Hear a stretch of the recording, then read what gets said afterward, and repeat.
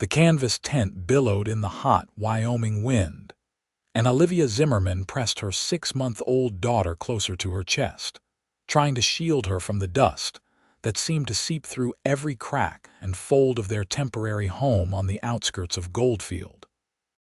She had been living like this for 3 months now, ever since the fever took her husband Daniel so suddenly that she barely had time to say goodbye. One day he was healthy and laughing, the next he was burning up, and within a week he was gone. The small house they had been renting went back to the landlord when she could not pay, and all she had managed to salvage was this tent, a few pots, some blankets, and her daughter Emma. The year was 1879, and Wyoming was still raw and unforgiving. Goldfield was a small ranching town with barely 300 souls, most of them men who worked the cattle ranches that sprawled across the endless grasslands. Women were scarce, and widows even more so. Olivia was only 22 years old, but she felt ancient some days, worn down by grief and the constant struggle to keep herself and Emma fed. She had tried to find work in town, but decent jobs for women were limited. The saloon owner had offered her employment, but the look in his eyes made it clear what kind of work he expected, and she had walked out without another word. The general store owner's wife had given her occasional washing to do, paying her in food rather than money, which helped but was not nearly enough. Today was wash day, and Olivia had a basket of laundry from the boarding house to finish. She spread a blanket under the cottonwood tree that provided the only shade near her tent and laid Emma down on it.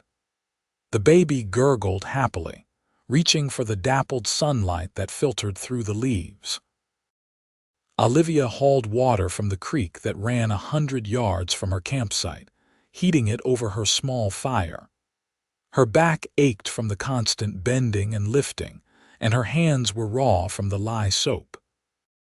But she worked steadily, scrubbing collars and cuffs, wringing out heavy wool trousers and cotton shirts. She was hanging the laundry on a rope strung between 2 trees when she heard the sound of a horse approaching. Her heart jumped into her throat as it always did when strangers came near. She wiped her wet hands on her apron and turned to see a tall man on a bay horse watching her from about 20 feet away. He was perhaps in his late 20s, with dark hair that needed cutting and several days of stubble on his jaw. He wore work clothes that had seen better days, but they were clean and well-mended. His hat was pulled low against the sun, but she could see his eyes were a startling blue. "Madam," he said, touching the brim of his hat. His voice was deep and quiet. "Name is Wade Lancaster. I own the Double L Ranch about 5 miles west of here." Olivia nodded cautiously. She had heard of the Double L. It was one of the larger spreads in the area, with several thousand head of cattle and a decent-sized house. "Mr. Lancaster, I was riding through and saw your camp." He paused, seeming to choose his words carefully. "Forgive me for being direct, but this is not a safe place for a woman and child to be living. The creek floods when the rains come, and there are wolves that come down from the mountains." "I appreciate your concern," Olivia said, keeping her voice steady though her cheeks burned with shame. "But I have nowhere else to go at present." Wade Lancaster dismounted and stood holding his horse's reins. He looked at the tent, at the laundry line, at Emma on her blanket under the tree. "You are the widow Zimmerman. I heard about your husband. I am sorry for your loss. Thank you."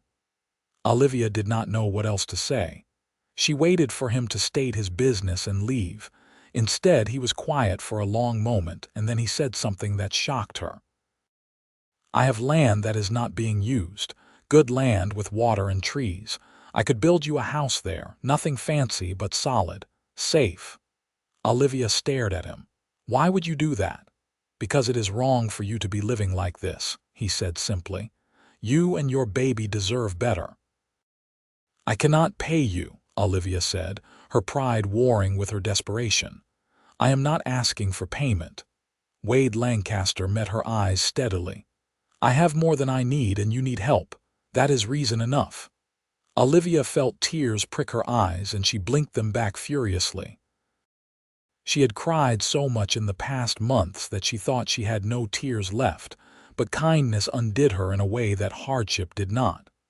I do not know what to say. Say yes, Wade said. Let me do this. I have a crew coming in next week to repair some of my outbuildings. I can have them build you a cabin first. 2 weeks, maybe 3, and you could have a real roof over your head. Why? Olivia asked again, needing to understand. In her experience, men did not do things for nothing. What do you want from me? Wade's expression did not change.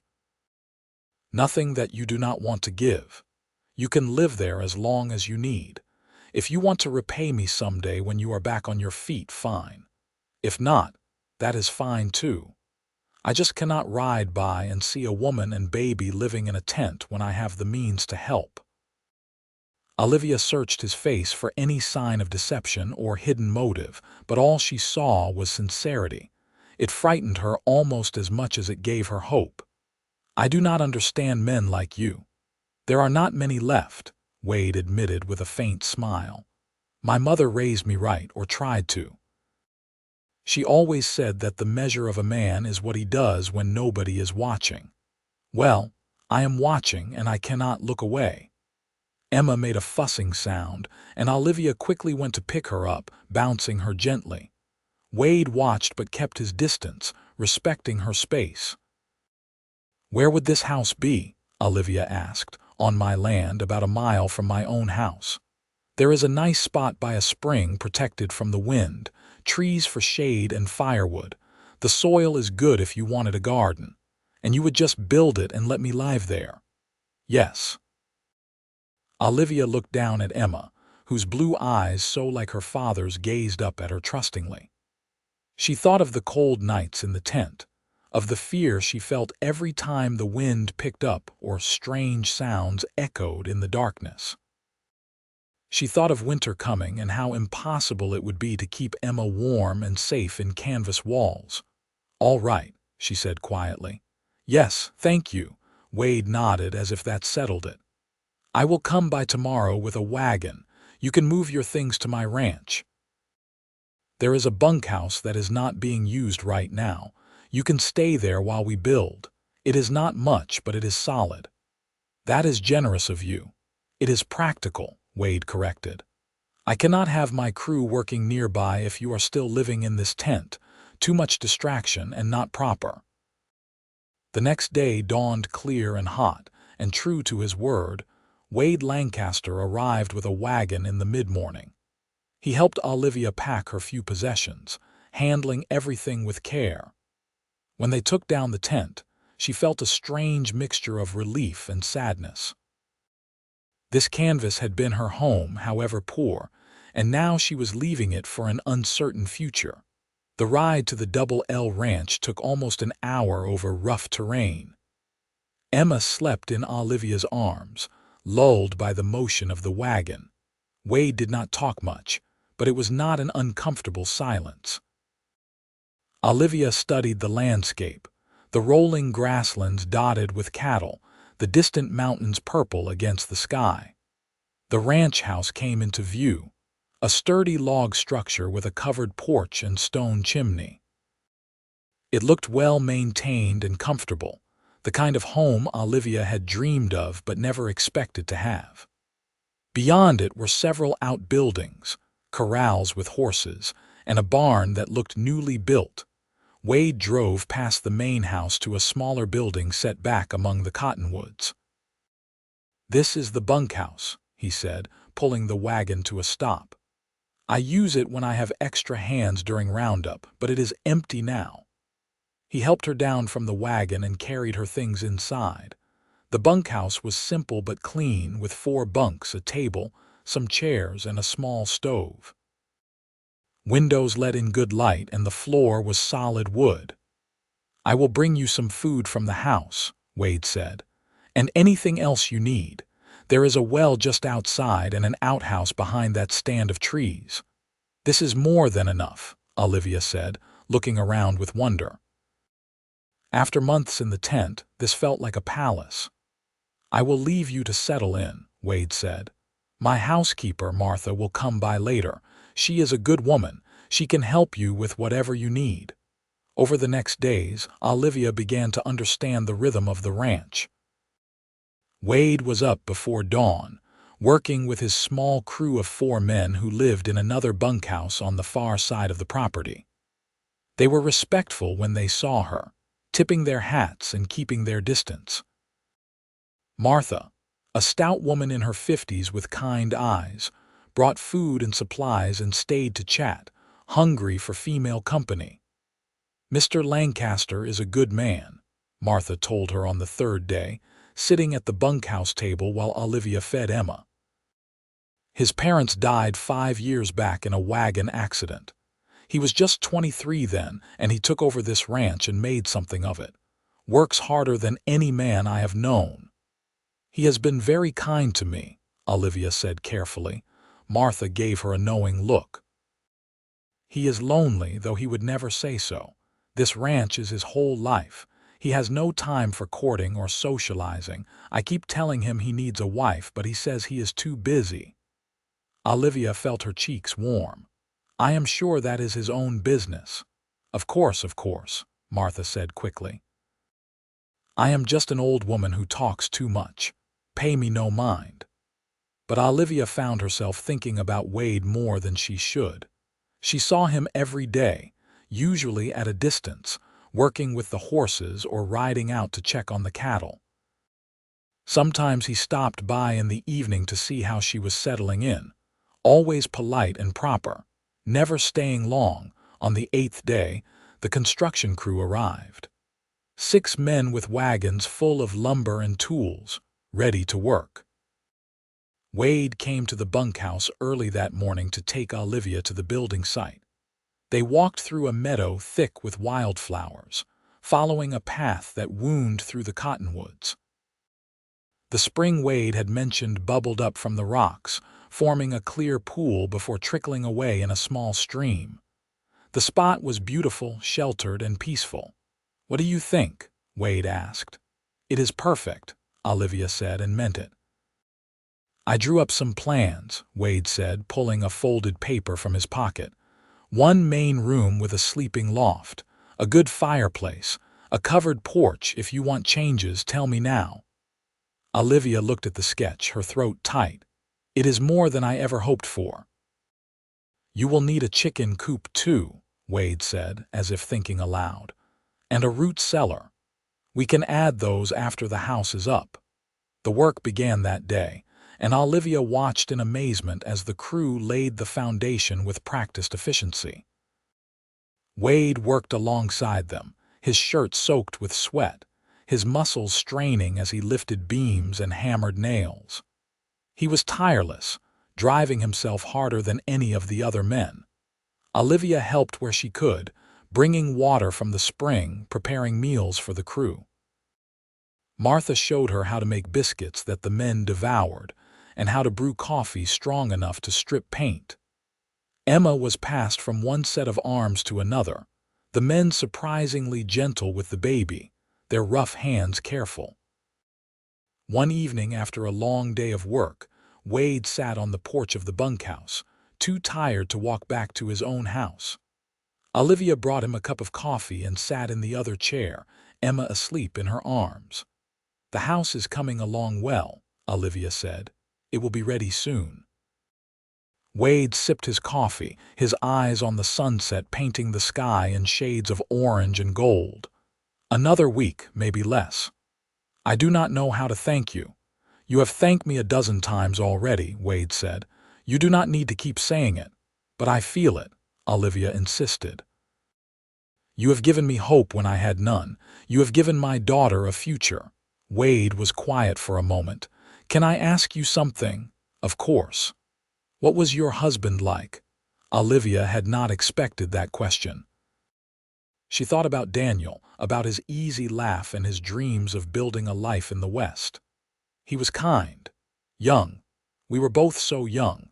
He wanted to be a rancher himself one day, but we never had the money to buy land. He took whatever work he could find. When the fever came, it was so fast.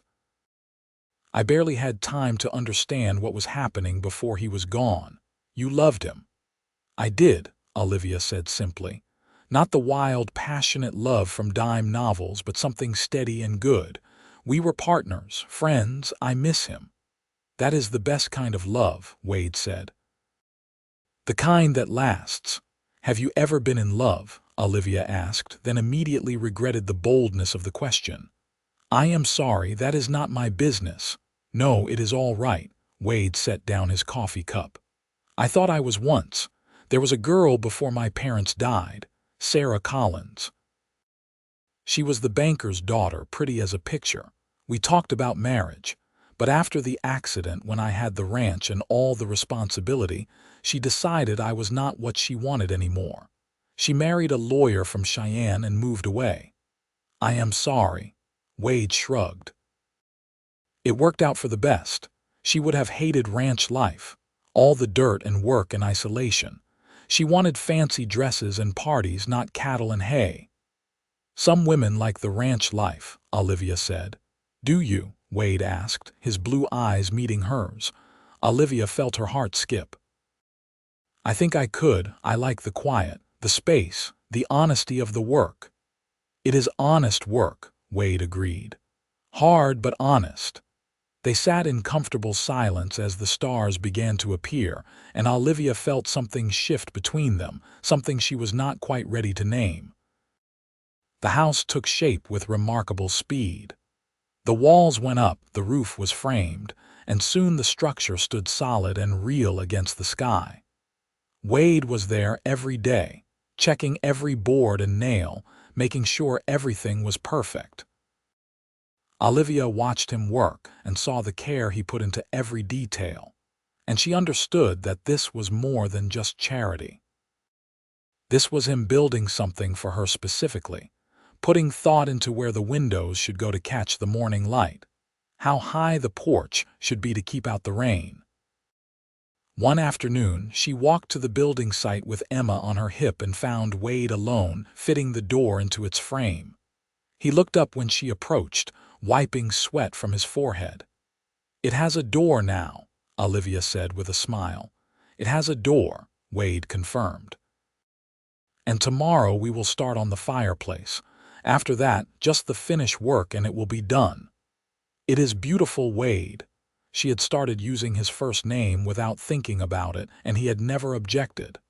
Come inside, he said. See what you think.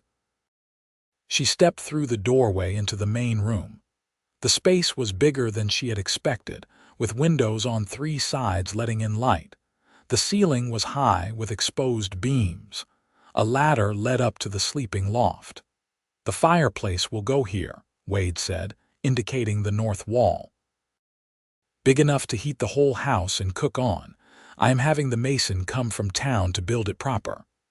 Olivia walked slowly around the room, her hand trailing along the smooth walls. I cannot believe this is mine. Yours and Emma's, Wade said. A home. She turned to look at him, and something in her expression made him go still. Why did you really do this, Wade? He was quiet for a long moment, and she thought he might not answer. Then he said, because from the first moment I saw you, I could not stop thinking about you. Because you deserve better than what life has given you. Because I hoped that maybe, if I did this, you might see me as more than just a rancher who took pity on you. Olivia's breath caught. Wade. I am not saying this to pressure you, he said quickly. You are free to live here regardless.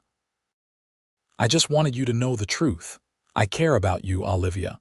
More than I should, probably, given how short a time we have known each other.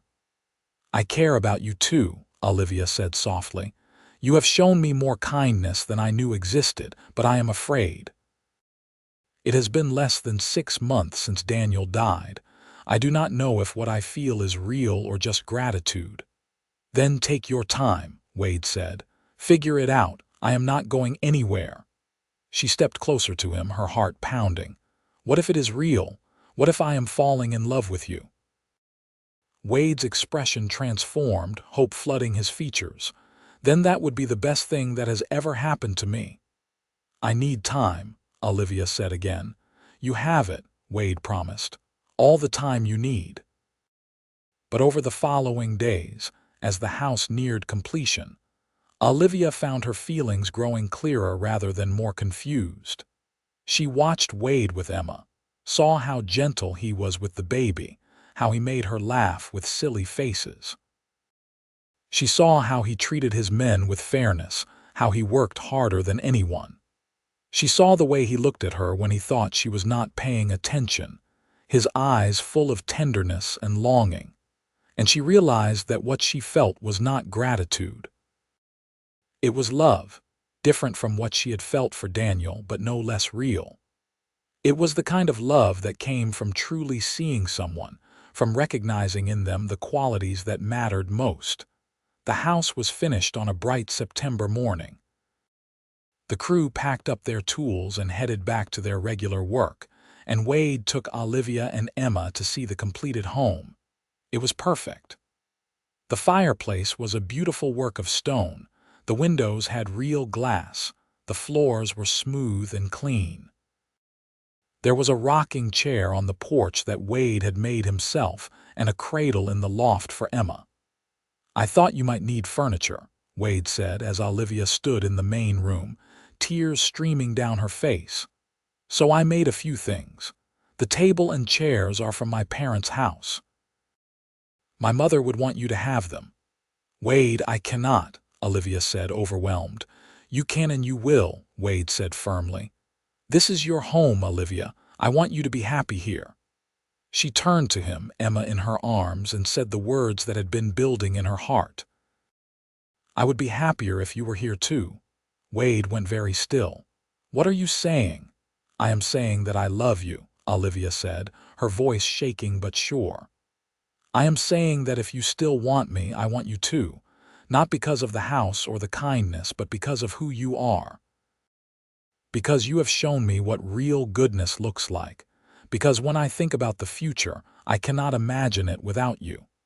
Wade closed the distance between them in 2 strides, his hands cupping her face as he searched her eyes. Are you sure? I do not want you to feel obligated. I am sure, Olivia said. I have never been more sure of anything. He kissed her then, gentle and reverent, and Olivia felt her whole world shift and settle into place. Emma gurgled between them, and they broke apart laughing. I guess that means yes, Wade said, his forehead resting against hers. That means yes, Olivia confirmed. They were married 6 weeks later in the small church in Goldfield with Martha and the ranch hands as witnesses. Olivia wore a simple dress that Martha had helped her make, and Wade wore his best suit. Emma was passed from one set of arms to another during the ceremony, and when the preacher pronounced them husband and wife, the handful of people in attendance cheered. The wedding supper was held at the ranch, and for the first time in months, Olivia felt surrounded by community. The ranch hands brought food, neighbors she had not yet met came to welcome her, and someone produced a fiddle for dancing. Wade danced with her in the yard as the sun set, holding her close, and whispered in her ear, I am the luckiest man alive.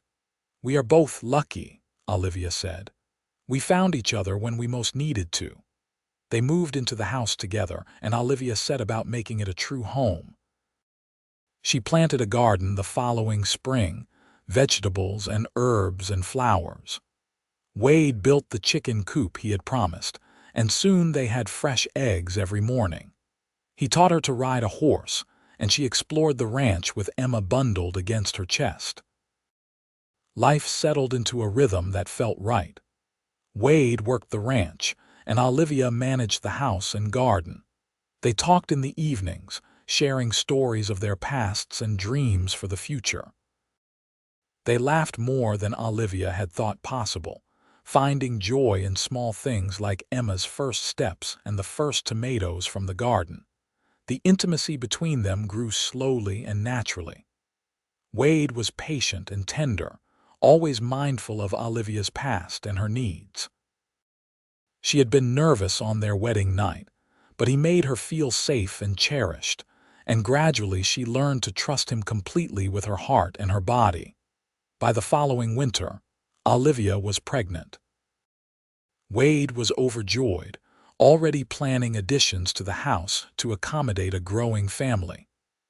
Emma was walking and talking now, calling Wade Papa with no memory of any other father. It made Olivia both sad and grateful, sad that Daniel would never know his daughter, grateful that Emma had Wade to fill that role. The pregnancy was difficult. Olivia was sick for months, unable to keep food down, exhausted beyond measure. Wade hired a woman from town to come help with Emma and the housework, and he spent every spare moment at Olivia's side. "I am sorry," she said one evening as he brought her broth and crackers. "I am useless." "You are growing our child," Wade said firmly. "That is not useless. That is the most important thing in the world." "What if something goes wrong?" Olivia asked, voicing the fear that kept her awake at night. "What if I die like so many women do?" Wade took her hand, his grip strong and sure. "You are not going to die. I will not let you. We will get the doctor from town when your time comes. We will do everything right." "You cannot control everything," Olivia said. "Watch me try," Wade said, and despite her fear, she smiled. The baby came in June, 2 weeks early but healthy and strong. It was a boy, and they named him William, after Wade's father. He had Wade's blue eyes and a powerful set of lungs that he used frequently.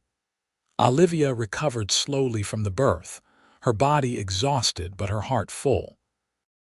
She watched Wade with their son, saw the wonder and fierce protectiveness in his eyes, and fell in love with him all over again. "I want more," Wade said one evening as they sat on the porch, Emma playing at their feet and William asleep in Olivia's arms. "More children, more life, more of everything with you. Let me recover from this one first," Olivia said with a laugh. "But yes, I want more too." The years passed in a blur of work and love and growing. Emma started school in town, riding in with Wade when he went for supplies. William grew into a sturdy boy who followed his father everywhere, learning about horses and cattle. 2 more children joined the family, a daughter named Rose and another son named Daniel, named for Olivia's first husband with Wade's full blessing. The ranch prospered under Wade's management. He expanded the herd, improved the bloodlines, and became known throughout Wyoming for raising quality cattle. Olivia's garden grew as well, and she sold her excess produce in town, saving the money for the children's future. They added onto the house twice, building more bedrooms and a larger kitchen. The original single room became the parlor, and Olivia filled it with books and comfortable chairs. It was a home full of laughter and love, and every day she thanked God for the twist of fate that had brought Wade Lancaster riding past her tent that long-ago day. There were hard times, too. Harsh winters when they lost cattle to cold and starvation. A year when drought withered the grasslands and they had to sell off half the herd. Wade's health scare when he was thrown from a horse and broke his ribs. Emma's childhood illness that had them terrified for a week before she recovered. But they weathered every storm together, their love growing deeper and stronger with each passing year. Wade never let Olivia forget that she was cherished, surprising her with small gifts and gestures even after decades of marriage. Olivia made sure Wade knew he was appreciated, that his hard work and sacrifice were seen and valued. On their 20th anniversary, Wade took Olivia back to the spot where the tent had stood all those years ago. Someone else lived there now, a young family with their own struggles and dreams. "Do you remember?" Wade asked, his arm around her waist. "I remember everything," Olivia said. "I remember thinking I had reached the end of everything, and then you came along and gave me a whole new beginning." We gave each other a beginning, Wade corrected. I was just existing before you. You gave my life meaning. We make a good team, Olivia said. The best team, Wade agreed. They returned home as the sun was setting, painting the sky in brilliant colors. The house stood solid and welcoming, lights glowing in the windows. They could hear the children's voices inside, laughing and arguing in the way siblings do. This is everything I never knew I wanted, Wade said as they stood on the porch, looking at the home they had built together. It is everything I dreamed of and more, Olivia said. Thank you for building this house, Wade, for building this life. Thank you for saying yes, Wade said, kissing her softly, for giving me the chance to love you. Inside, the children called for them, and they went in together, hand in hand, to the life they had created from nothing but hope and love and hard work. Emma grew into a beautiful young woman who married a neighboring rancher's son, giving them grandchildren who delighted in spending time at the Double L. William took over more of the ranch work as Wade grew older, proving himself as capable and hardworking as his father. Rose became a teacher in town, beloved by her students. Daniel followed Emma's husband into ranching, the two men becoming partners and expanding their holdings. Wade and Olivia grew old together, their hair turning gray, their bodies slowing but their love never dimming. They sat together in the evenings on the porch Wade had built all those years ago, watching the sunset and counting their blessings. "You have any regrets?"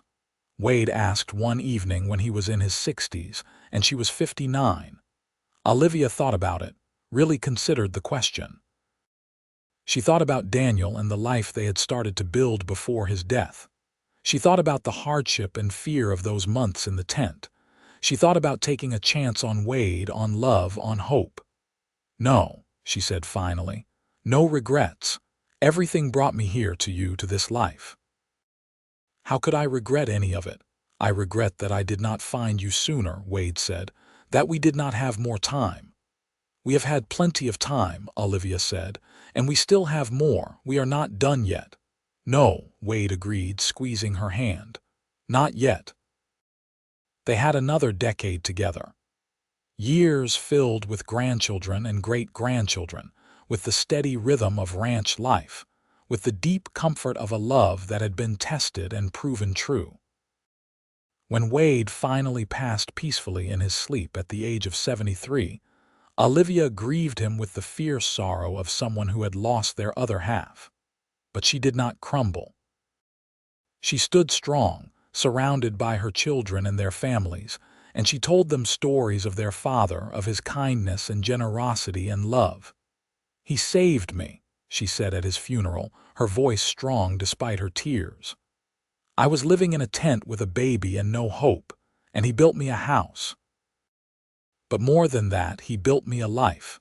He gave me everything that matters. He was the best man I ever knew." She lived another 5 years, watching her grandchildren grow, tending her garden, sitting on the porch and remembering. When her time came, she went peacefully, a smile on her face, ready to see Wade again. The house stood for generations, a testament to the love that had built it. The ranch continued under William's management and then his children's, growing and adapting but remaining the Double L. And the story was passed down, the story of the widow who lived in a tent with her baby, and the rancher who built them a house and gave them a family and a future. It was a story about kindness when kindness was desperately needed, about love that grew from unlikely beginnings, about two people who found each other when they needed each other most and built something lasting and true. Years later, one of Olivia and Wade's great-great-grandchildren stood in the original house, now preserved as part of the ranch's history. She ran her hand along the smooth logs of the walls and tried to imagine what it had been like when it was new, when it represented hope and new beginnings. The furniture Wade had made still stood in the parlor, worn but cared for. The rocking chair from the porch was inside now, protected from the weather. And above the fireplace hung a photograph of Olivia and Wade on their 50th anniversary, surrounded by their children and grandchildren, their faces weathered but happy, their hands clasped tight. The great-great-granddaughter, herself named Olivia after her ancestor, read the brass plaque that had been mounted beside the photograph. It told the story in simple words, but she knew the fuller version, had heard it told around dinner tables and at family gatherings all her life. She thought about that first Olivia, alone and afraid with a baby, living in a tent with no future in sight.